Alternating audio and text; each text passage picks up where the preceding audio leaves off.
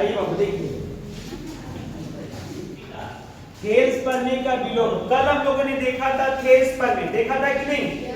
कल की क्लास में थेल्स प्रमेय देख लिए थे। आज हम लोग को देखना है थेल्स प्रमेय का विलोम। थेल्स प्रमेय भी 5 नंबर में पूछा जाता है और थेल्स प्रमेय का जो विलोम होता है वो भी कितने नंबर में? 5 नंबर में पूछा जाता है। तो एक बार बाबू हम रिपीट करा दें कि थेल्स प्रमेय किसे कहते हैं? किसी त्रिभुज के एक भुजा के समानांतर खींची गई रेखा अन्य दो भुजाओं को समान अनुपात में बांटती है, ये हम लोग का थेल्स प्रमेय होता है। थेल्स प्रमेय का विलोम क्या होता है? यदि किसी त्रिभुज की दो भुजाओं को समान अनुपात में बांटने वाली रेखा तीसरी भुजा के समानांतर होती है। अब थेल्स प्रमेय का विलोम क्या होता है? यदि किसी त्रिभुज की दो भुजाओं को समान अनुपात में बांटने वाली रेखा तीसरी भुजा के समानांतर होती है। ये थेल्स प्रमेय के विलोम का कथन है। एग्जाम में कैसे पूछेगा? कह देगा कि थेल्स प्रमेय के विलोम को लिखें और सत्यापित करें, या कहेगा कि किसी त्रिभुज के दो भुजाओं को समान अनुपात में बांटने वाली रेखा तीसरी भुजा के समानांतर होती है, सिद्ध करें। सवाल के रूप में देगा तो वो पकड़ लीजिएगा, थेल्स प्रमेय के विलोम कहेगा तो वो पकड़ लीजिएगा, और कहेगा कि थेल्स प्रमेय के विलोम को लिखें और सत्यापित करें, तभी पकड़ लीजिएगा कि तीनों का मतलब यही है। चलेगा बाबू? आइए, कल जो फिगर हम लोग बनाए थे वही फिगर इसमें भी काम करेगा। यहाँ पर देखिएगा, एक त्रिभुज ले लीजिए। इस त्रिभुज का नाम क्या होगा बाबू? ए, बी और ये सी। चलेगा? BC के समानांतर एक रेखा खींचेंगे, कौन सी? D।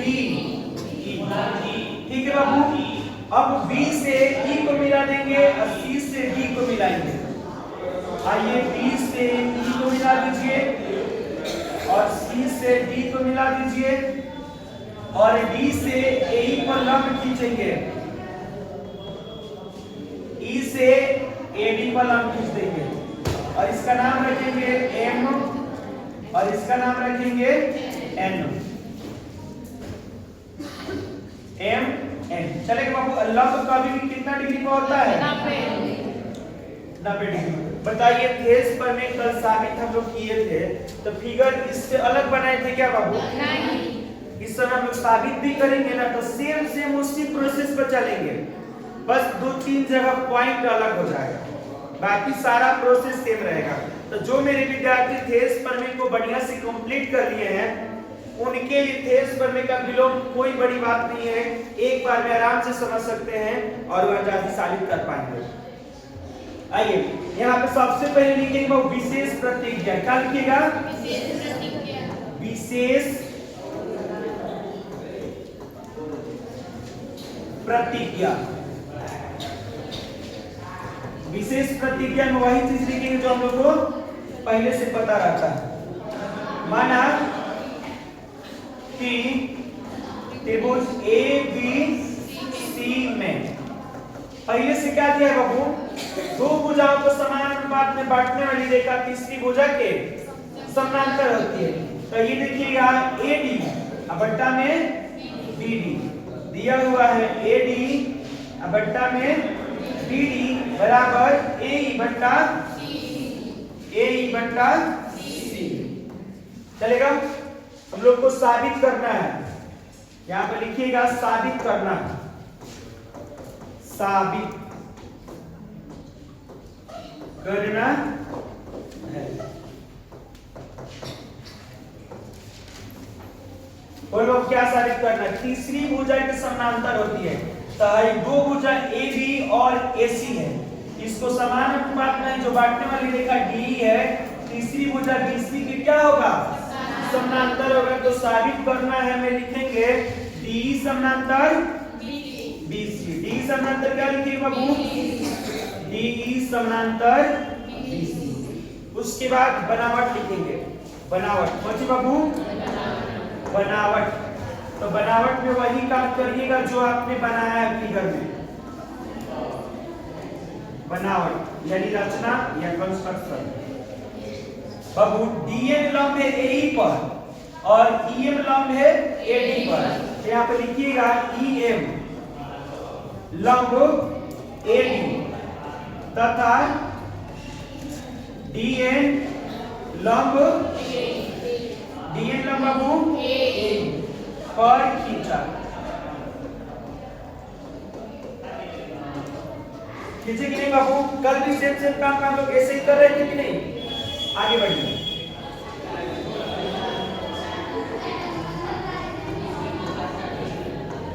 तथा B से E को मिलाया और C से D को, तथा B और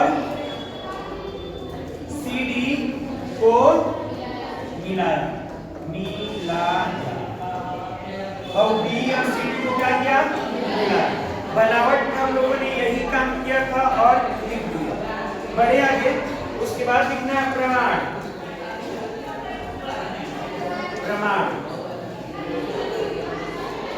और प्रमाण में चलिए त्रिभुज ADE दिख रहा है जी? ADE त्रिभुज ADE तथा त्रिभुज BDE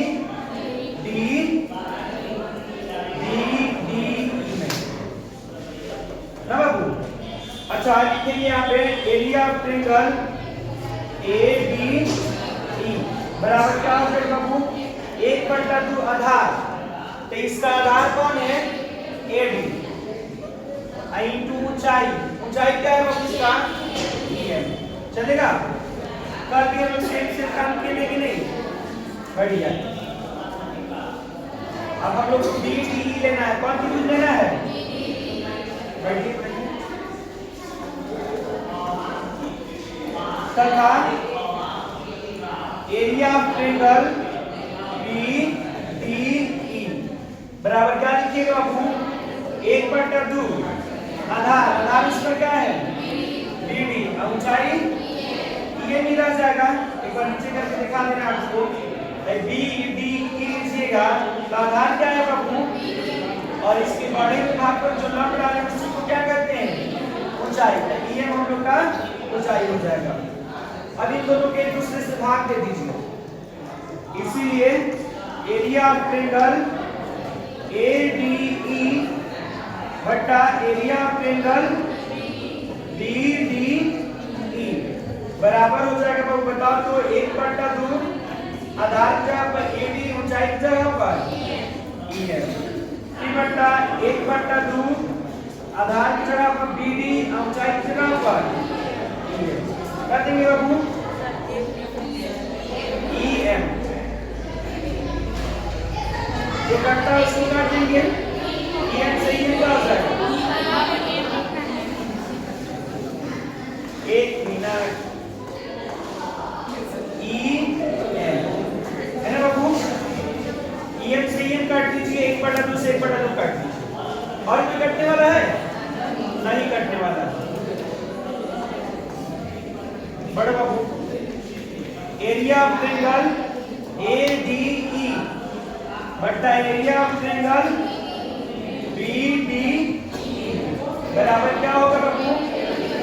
AD बटा BD। समीकरण नंबर 1। समीकरण नंबर का क्या हो जाएगा?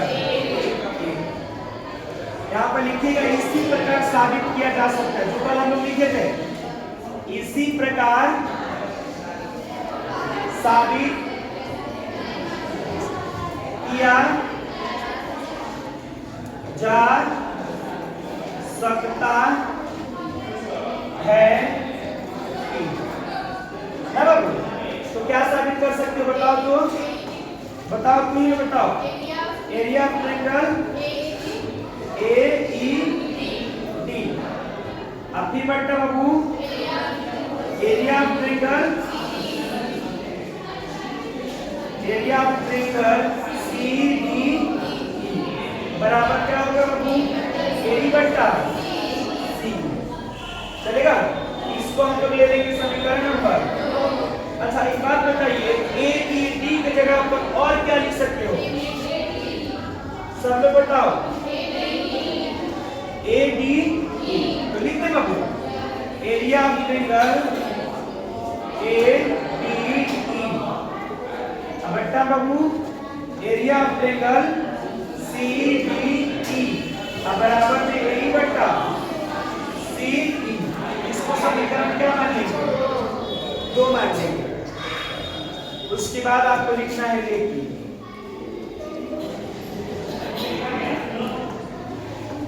लेकिन अब लेकिन के मतलब जरूर कुछ न कुछ दिया है। तो सवाल में क्या दिया था AD बट्टा BD बराबर AE बट्टा तो बार बार जाके देखिएगा ना।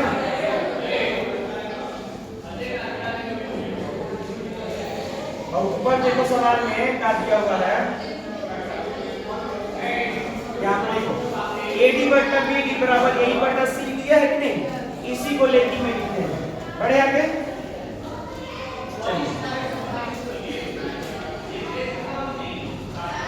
लिखेंगे समीकरण 2 से, समीकरण 2 से तो समीकरण 2 की समीकरण 2 कौन प्रभु एरिया ऑफ ट्रायंगल ADE बट्टा एरिया ऑफ ट्रायंगल CDE बराबर AE बट्टा C। अच्छा बाबू AE बट्टा C किसके बराबर है? सब लोग ध्यान से देखो और बताओ AE बट्टा C किसके बराबर है? दिख रहा है बाबू AE बट्टा C AD बट्टा BD के बराबर है। तो AE बट्टा C को हटा के उसके जगह पर AD बट्टा BD लिख सकते हैं कि नहीं? लिख दीजिए तो मिलेगा हम लोग को एरिया ऑफ ट्रायंगल ADE बट्टा एरिया ऑफ ट्रायंगल CDE बराबर में क्या लिखेंगे बाबू AD बट्टा समीकरण नंबर अब समीकरण 3 को समीकरण 1 को ध्यान से देखिए। अब समीकरण 1 के RHS में भी AD बट्टा BD है और समीकरण 3 के भी RHS में क्या है AD बट्टा BD है। तो दो समीकरण का LHS बराबर और RHS भी बराबर होता है, RHS भी बराबर हो तो LHS भी बराबर होता है। यहाँ पे क्या लिखिएगा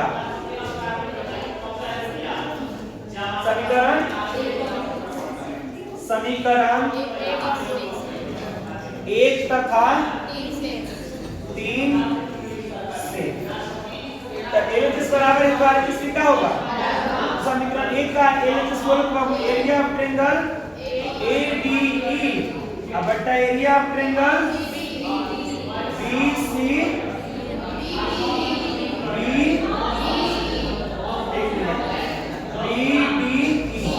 बराबर बाबू एरिया ऑफ ट्रायंगल ADE बट्टा एरिया ऑफ ट्रायंगल BCDE होगा। अब देखिए जो कटता है काट लीजिए ADE और ADE क्या हो जाएगा? ऊपर कुछ नहीं बचा बाबू, यहाँ पे कुछ नहीं बचा तो तिरछा तिरछी गुना कर दीजिए। तो इसे एक में गुना करें तो कोई फर्क पड़ेगा? बोलो एरिया ऑफ ट्रायंगल BDE बराबर एरिया ऑफ ट्रायंगल CD। देखिएगा इन दोनों का क्षेत्रफल बराबर हुआ कि नहीं बाबू? आई देख लो BDE और CDE है, देखो फिगर में चलते हैं देखना बाबू BDE और CDE का क्षेत्रफल बराबर कब होता है? जब इन दोनों का आधार सेम हो और दोनों त्रिभुज दो समानांतर रेखाओं के बीच स्थित हो। तो जब हम लोग साबित कर दिए कि त्रिभुज BDE का क्षेत्रफल त्रिभुज CDE के क्षेत्रफल के बराबर है, तो बाबू ये साबित नहीं हो गया कि DE समानांतर BC होगा कल की तरह। चलो तो यहाँ पे लिख सकते हो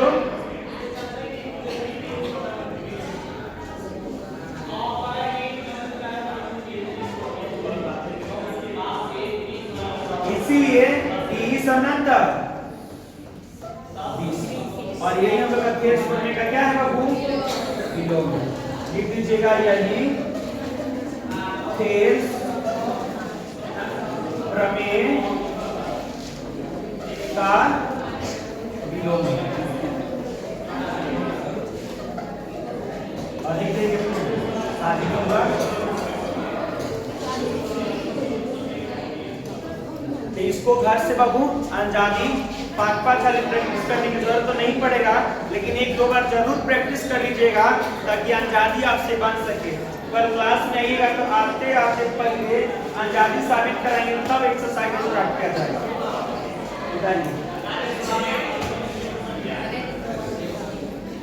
और ये बहुत इंपॉर्टेंट है।